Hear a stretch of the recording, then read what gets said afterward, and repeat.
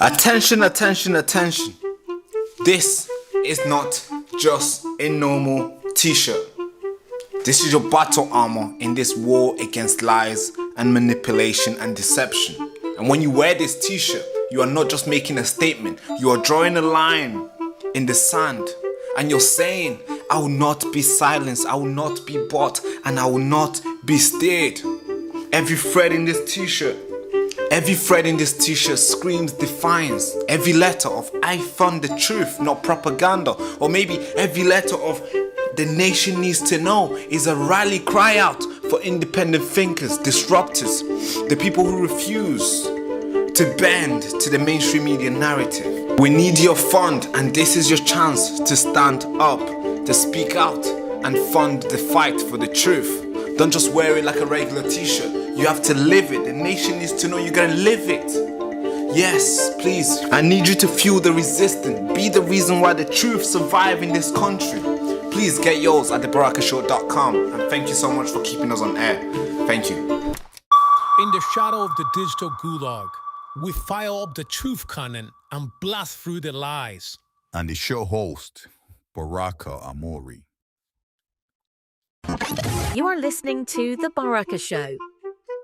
Ladies and gentlemen, patriots, truth seekers, digital warriors, welcome back to the show again.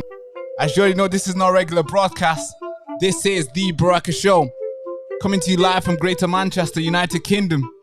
Hey folks, Reform UK needs help. They are crashing out hard. They are throwing their candidates under the bus. That happened very quick, folks. I was not expecting this, but they are already throwing their candidates under the bus. Oh man. They seen the victory that Hannah Spencer had. They seen the Muslim voting coming out in a spectacular way, and they want some of that. They want some of it. Nigel Farage wants a little bit of it as well. He wants to play the same game. No. They got a Muslim bloc. We need to get a Muslim bloc. They are throwing this man under the bus already. A guy who campaigned tirelessly.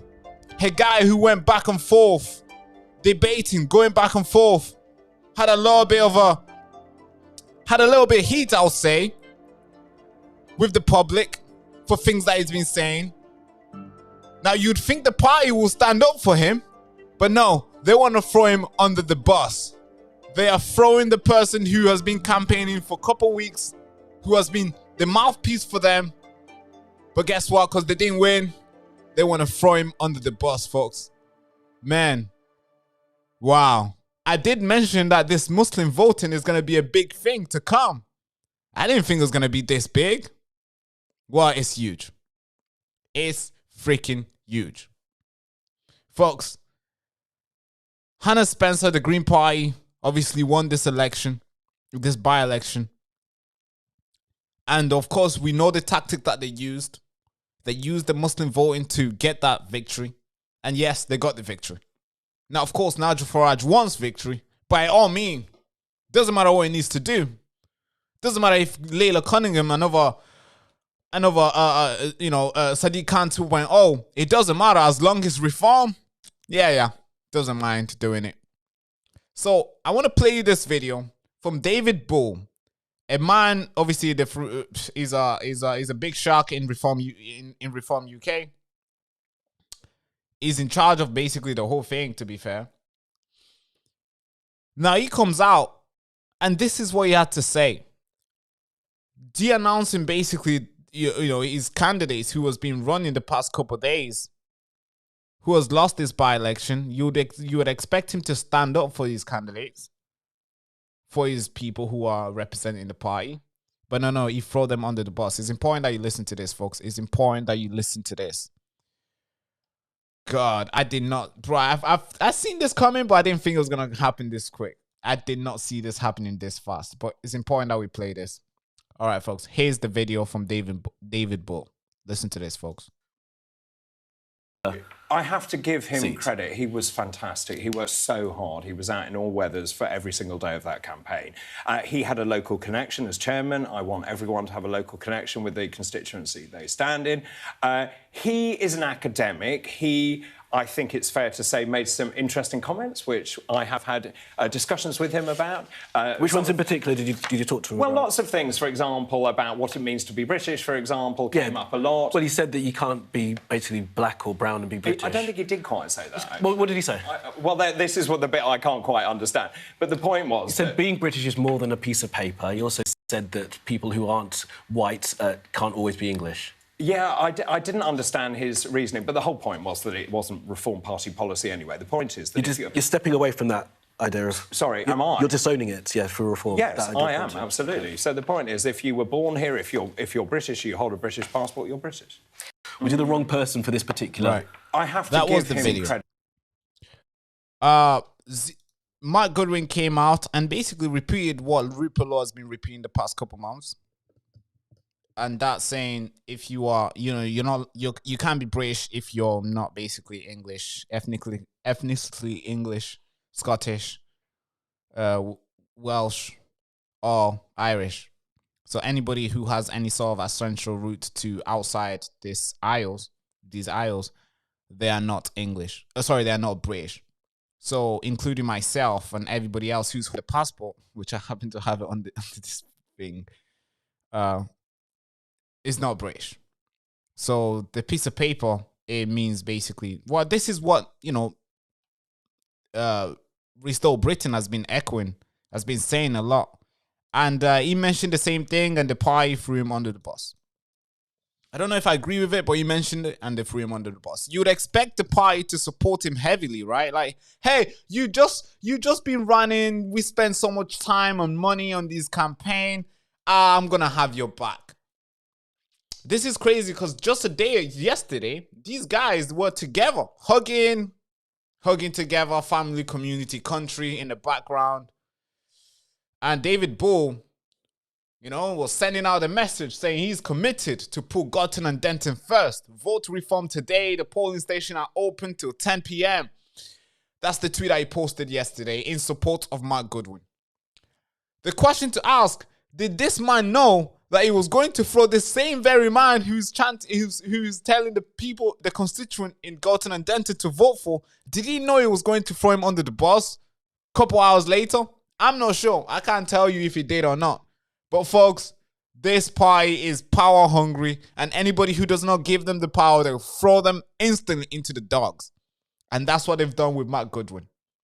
I'm not a big fan of Mark Goodwin. I'm not a big fan. But yeah, this is what they've done. They've thrown him to the dogs. Like, hey, you said something we don't like. Here you go. Gone. Yeah, folks. Now, here's the problem that we're facing in this country. A lot of people don't want to talk about it, but obviously, we're always going to talk about these things. We have a huge problem of sectarian voting here. And I want to play you this GB News. I think it was GB News statement with interview with Mark Goodwin instantly as soon as the results were out when Mark Goodwin was leaving the building. This is the statement that he made. I think it's important that you listen. I wholly agree with what he's saying, that we have a problem with sectarian voting. And this, I mean, if you are focusing on this by-election and if you've seen the campaign and if you've seen the videos, you know that we have a huge problem with sectarian voting and it's going to hurt us bad. Now listen to this interview from GB News with Mark Goodwin. You hope to be Reform's 9th MP. What went wrong? Because it wasn't even close. Sectarianism. That's what happened. We more than doubled our vote. We're in Labour's backyard. We're the second political force in this seat. We have planted a flag in Northern England. You'll have seen the reform boards up and down this constituency. More than 10,000 people voted for us. We can go on to Labour constituencies across Northern England, into the Red Wall, into Wales. We can win those seats. We will win those seats. Again, the Greens can only pull this kind of result off in a small number of seats. We can do this everywhere. Our ground game is the best game in British politics. We're not resorting to sectarian politics to get us over the line. I think we've run a very professional campaign. I think we've connected with the local people. You know, again, not many British people want legalized crack cocaine and heroin, open borders, scrapping our nuclear deterrent. The reason the Greens have won here, let's be honest, is exactly what that report was warning about a few hours ago. Family voting, otherwise known as sectarianism. Now, we can have a conversation in this country about sectarianism and what it's doing to our democracy, or we can pretend it's not happening. It's clearly happening. Yeah, it's clearly happening. This is the result of sectarianism, where a lot of a lot of groups just come together. Hey, we're gonna vote this. We're gonna vote this. It's like a big game that everybody's playing now. And folks, don't hold your breath. Nigel Farage wants to play the same game. He wants to play the same game. You would think you would call it out. Let's get investigating into this. Let's make sure this doesn't happen. Let's have a proper democracy where people can make their own choices, where we're not having, you know, some guy with 7 kids telling his kids, hey, you have to vote this, and everybody else doing the same thing. And then we have people campaigning in foreign languages. You'd think Nigel Farage will come out there and be like, actually, we need to fix this. We need to fix this. But actually, no. Nigel Farage wants a little bit of it as well. He wants to pander into whatever bloc that has the votes. Now, I'm going to show you this interview that I did with Winston Marshall, I think 2 years ago. I think this was 2024 or early 2025, I think. Now, here's what he mentioned in that interview when he was asked about the Muslim voting and if he was going to deport people and stuff. But here's what I want you to listen to. He's flip-flopping along the way. There's so many clips that you can find of him changing his position when it comes to deporting, when it comes to sectarian voting. And I'm going to show you, this is what he said, that he was not going to be dragged into the deporting millions of people or hundreds of people. And I'm going to play you this video, which obviously came out, I think, a year or 2 years ago. Then I'm going to show you another video, which has obviously emerged a couple hours ago. Folks, he has seen the way to go, and he wants to eat a little bit of cake. He wants to eat a little bit of that. And this is important, folks. You got to pay attention to this. This is not Farage. He's going to do whatever it takes for him to be in power. If that means putting a candidate who doesn't speak English, he's going to do that. Listen to this, folks.